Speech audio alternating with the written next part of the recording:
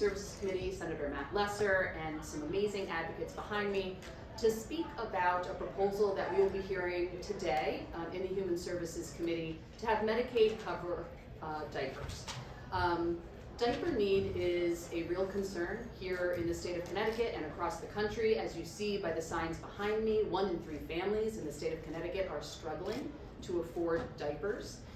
And that has many impacts, but the impact we're focusing on today is the health impact.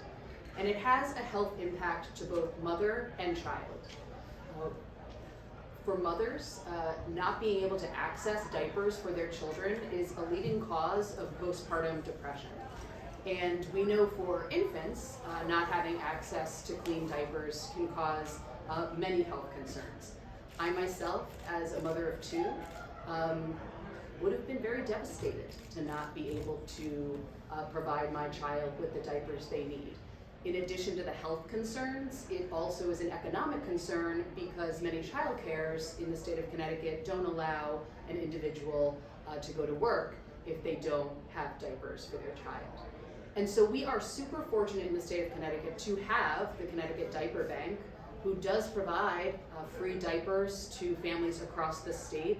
But even with their tremendous work, they are only scratching the surface of the need.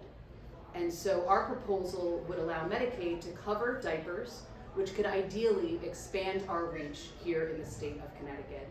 And so I'm interested to learn more, to see where we can go with this proposal, and just so appreciative of the folks who have been doing this work here in the state.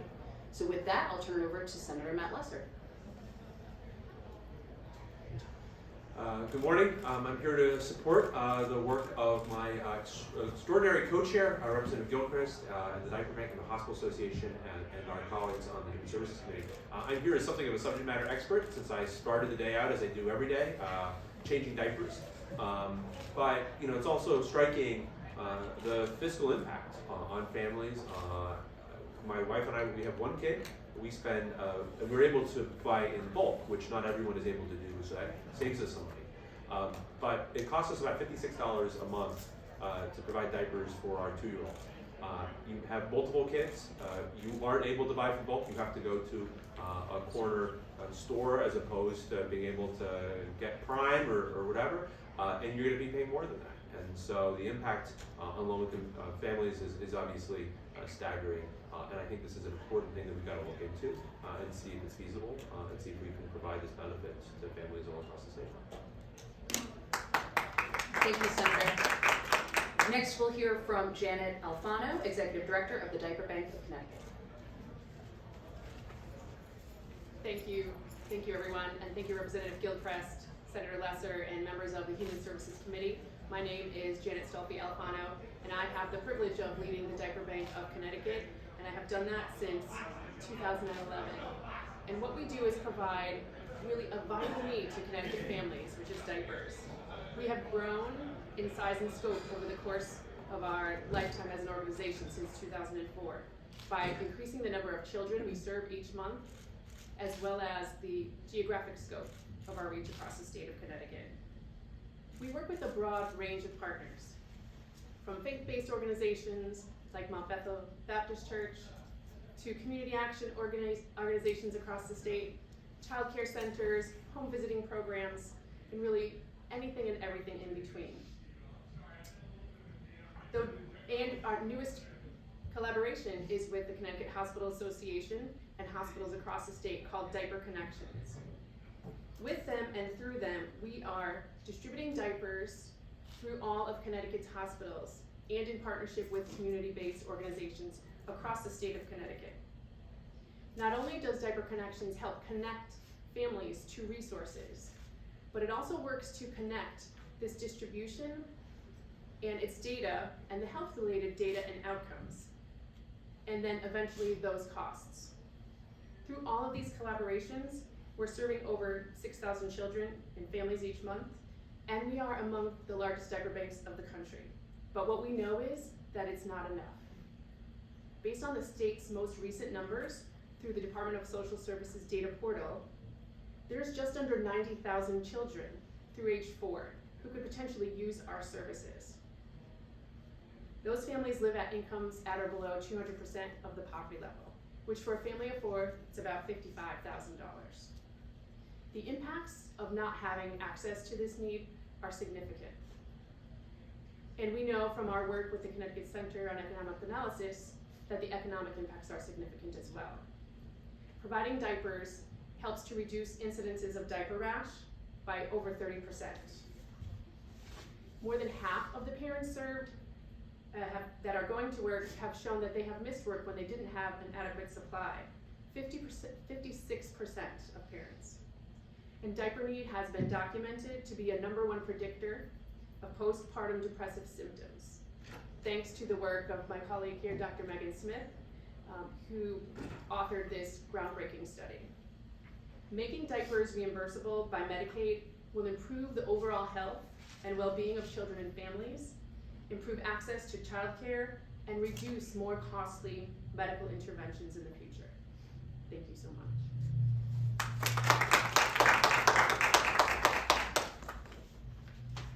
Thank you so much, Janet. Now we'll hear from Maurice Edwards, a father of 2 who was raised in New Haven and now resides in Hamden. He's a recipient of Diapers through Yale New Haven Hospital. Thank you for joining. Good morning. As it was said, I was a recipient in the early 2000s for the Diaper Bank of Connecticut. It was a tremendous help for myself and my family. As you know, that there are a lot of programs that are out there for mothers, not too many for fathers. And as life happens, certain things don't work out the way you do, and you're left with having to figure out, the rest of your path. So in the early 2000s, things were rough. I was a very prideful young man, and I needed to figure out the best way possible to take care of my daughter at the time. Funds were short, and the Diaper Bank of Connecticut was introduced to me and my family as a way to take care of my family and to care for my daughter, putting pride aside and being allowed to tap into the Diaper Bank of Connecticut. I was able to allocate funds to other resources that I need to care for my daughter. It took a lot of stress off of myself as well as my family. Mental health was able to improve. My daughter, she was able to have all the diapers that she needed, like was said before, for daycare. Kept her nice, clean, and changed, and kept her healthy. So without the Diaper Bank of Connecticut, I couldn't tell you what level of where my mental health would be at, or how I would have been able to care for my daughter properly and give her the things that she needed outside of the diaper. Through Mount Bethel Baptist Church in New Haven, Connecticut, the church that I was born and raised in, they were the ones that had the supplies. They had a great relationship with that big Connecticut, and I was able to go down there, get the diapers every other week without a problem. It was well organized. They had everything that we needed, and it was just a blessing for myself and my family. So again, thank you to the Diaper Bank of Connecticut. Thank you to Mount Bethel Baptist Church. And on behalf of all the parents and those in need, I'm going to say thank you for them. Thank you so much for being here and sharing your experience.